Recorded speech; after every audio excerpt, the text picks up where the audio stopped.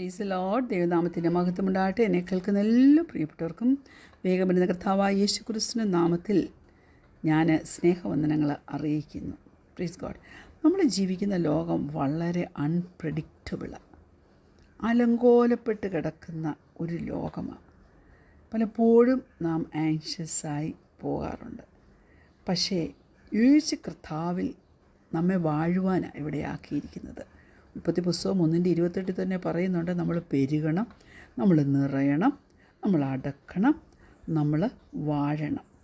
എന്തെല്ലാം അലങ്കോലങ്ങൾ വന്നിട്ടുണ്ടെങ്കിലും അതിൻ്റെ മേൽ നമ്മൾ റൂള് ചെയ്യുന്നവരും റെയിൻ ചെയ്യുന്നവരുമായിരിക്കണം ഇൻ ക്രൈസ്റ്റ്, ക്രിസ്തു യേശുവിൽ.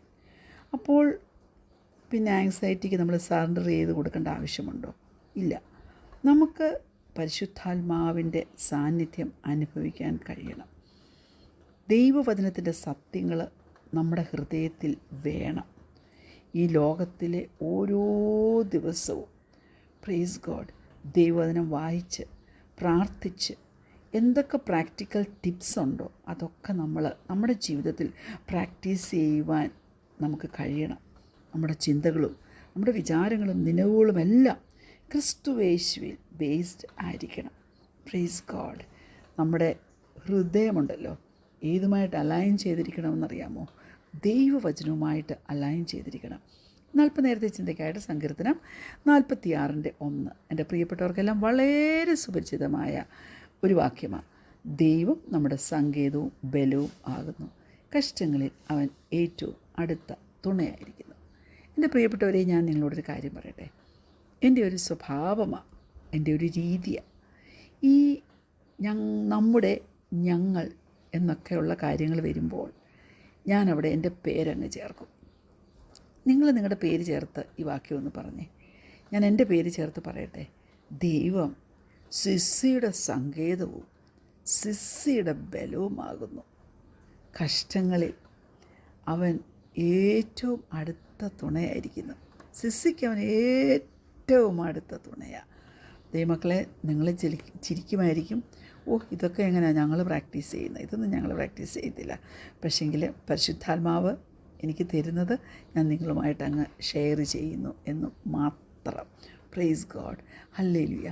ഇംഗ്ലീഷ് നമ്മൾ ആ വാക്യം പറയുമ്പോൾ God is our refuge and strength and ever present help in trouble എന്നാണ് പറയുന്നത്. ഞാൻ NIV പറഞ്ഞത്. അപ്പോൾ റെഫ്യൂജ് എന്നുള്ള വാക്കിന് ഒത്തിരി സിനോണിംസ് ഉണ്ട്. അതിൽ ഒന്നാണ് ഷെൽട്ടർ. അതായത് എല്ലാ എലിമെൻസിൽ നിന്നുമൊക്കെ നമുക്കൊരു സംരക്ഷണം കിട്ടാനായിട്ടുള്ളൊരു ബേസിക് കവറിങ്, അതാണ് ഷെൽട്ടർ. പിന്നെ സാങ്ച്വറി, അതായത് സേഫ്റ്റിക്ക് വേണ്ടി, ആപത്തിൽ നിന്നും പേഴ്സിക്യൂഷനിൽ നിന്നുമൊക്കെ സേഫ്റ്റിക്ക് വേണ്ടി നമ്മൾ ഓടി ഒളിക്കുന്ന ഒരു സ്ഥലം. Praise God. വേറൊരു സിനോണിം റെഫ്യൂജ് എന്നുള്ളതിന് എന്താ വന്നുള്ളത്? റിട്രീറ്റ്. അതെന്ത് വെച്ചാൽ ഒരു ടെമ്പററി പീസിന് വേണ്ടി, ഒരു റിക്കവറിക്ക് വേണ്ടി നമ്മൾ ഓടിയണയുന്ന സ്ഥലം. അടുത്തത് അസൈലം. അതായത് ലീഗലായിട്ടോ പൊളിറ്റിക്കലായിട്ടോ ഉള്ള ഏതെങ്കിലും ഒരു പേഴ്സിക്യൂഷൻ വരുമ്പോൾ നമ്മൾ ഒരാശ്രയത്തിന് വേണ്ടി, തണലിന് വേണ്ടി പോയിരിക്കുന്ന സ്ഥലം. പിന്നെ സ്ട്രോങ് ഹോൾഡ്, ഫിസിക്കൽ പ്രൊട്ടക്ഷന് അതിനു വേണ്ടിയുള്ളത്. പിന്നെ അടുത്തത് ഒന്നുകൂടെ പറഞ്ഞ് ഞാൻ നിർത്താം, സേഫ് ഹൗസ്. അതായത് സേഫ്റ്റിക്ക് വേണ്ടി ഒരു രഹസ്യ സ്ഥലം, ഒരു സീക്രസി പ്ലേസ്. അതാണ് ആപത്ത് വരുമെന്നോർത്ത് പോയിരിക്കുന്നത്. അപ്പം നമ്മുടെ കർത്താവ് ആരാ? ഇത്രയും കാര്യങ്ങളിൽ ഒന്ന് വിശ്വസിച്ചേ ദൈവമക്കളെ. കർത്താവ് പറയുവാ അവൻ നമ്മുടെ റെഫ്യൂജാണ്. ഞാൻ മേൽ പറഞ്ഞ ഓരോ statement, shelter, sanctuary, retreat, asylum, strong hold, safe house, ഇങ്ങനെയെല്ലാം യേശു കർത്താവ് നിനക്കായിരുന്നില്ലേ? പിതാവാം ദൈവം നിനക്കായിരുന്നില്ലേ ദൈവപൈതലേ? Praise God, hallelujah. എന്നാൽ ഈ ഞാൻ പറഞ്ഞ ലിസ്റ്റിൽ നിന്ന് ഏതെങ്കിലും ഒന്ന് നിനക്ക് വേണ്ടി പോപ്പപ്പ് ചെയ്ത് തെളിഞ്ഞു നിൽപ്പുണ്ടോ? ഹല്ലേലൂയ. കർത്താവിനോട് പറ, കർത്താവെ, ഞാൻ ഭയപ്പെടുമ്പോൾ നിന്നിലേക്ക് ഓടി വന്നൊന്നണയുവാൻ നീ എന്നെ സഹായിക്കണമേ. നീയാണ് എൻ്റെ പ്ലേസ് ഓഫ് സേഫ്റ്റി. നിൻ്റെ സാന്നിധ്യം എൻ്റെ ഹൃദയത്തെ ഒന്ന് തണുപ്പിക്കണം. നമ്മൾ ആങ്ഷ്യസ് ആകുമ്പം എന്ത് ചെയ്യണം? കണ്ണടച്ച് ഓടി യേശുപ്പച്ചൻ്റെ കൈക്കുള്ളിലേക്ക് ഓടിച്ചെന്ന് ചേരുന്നത് ഒന്ന് ഇമാജിൻ ചെയ്യാൻ പറ്റുമോ?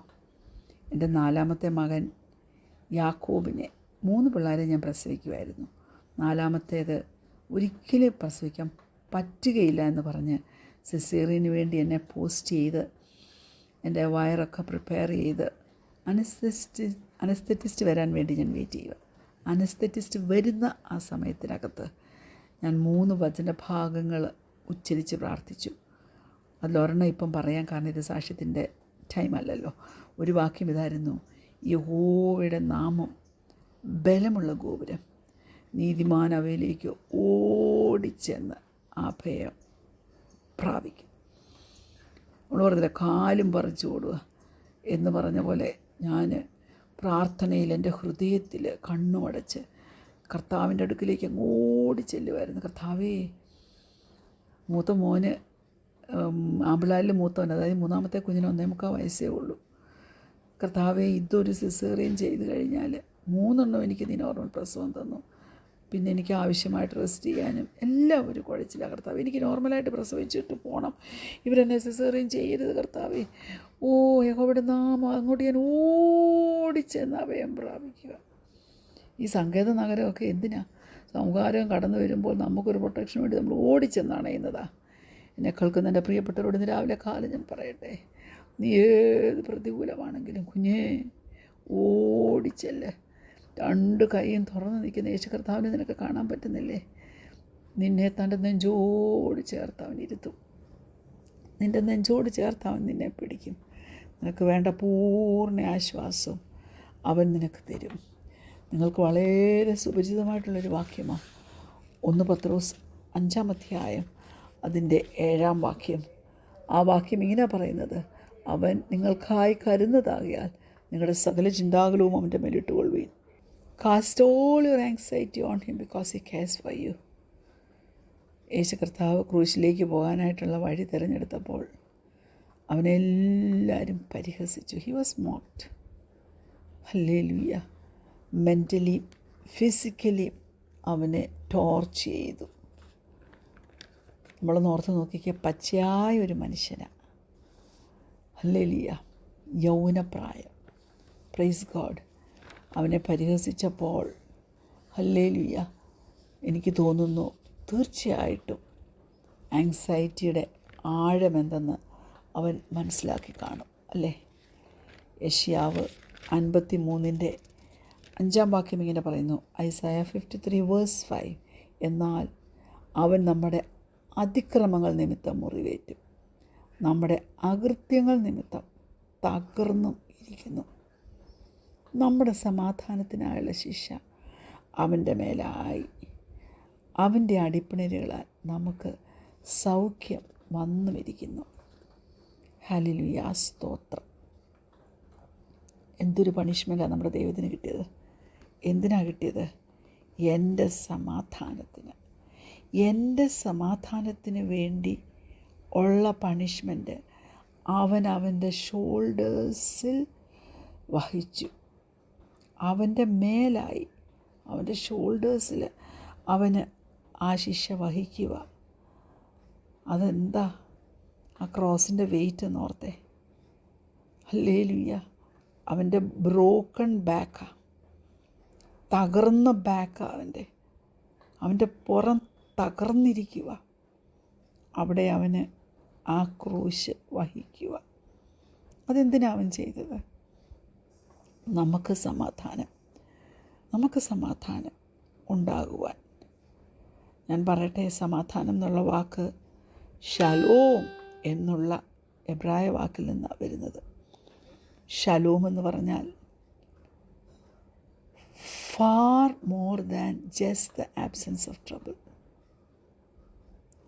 അതായത് ഒരു ട്രബിളും ഇല്ല, അതിൻ്റെ ആബ്സെൻസിൻ്റെ അങ്ങേ അറ്റമാണ്. അതായത് wholeness, completeness, healing, well-being, safety and harmony with God. Hallelujah. അതാ അവൻ നമുക്ക് തരുന്നത്. അവൻ്റെ സഫറിങ് നമുക്ക് ഇന്നർ ഹീലിംഗ് തന്നു.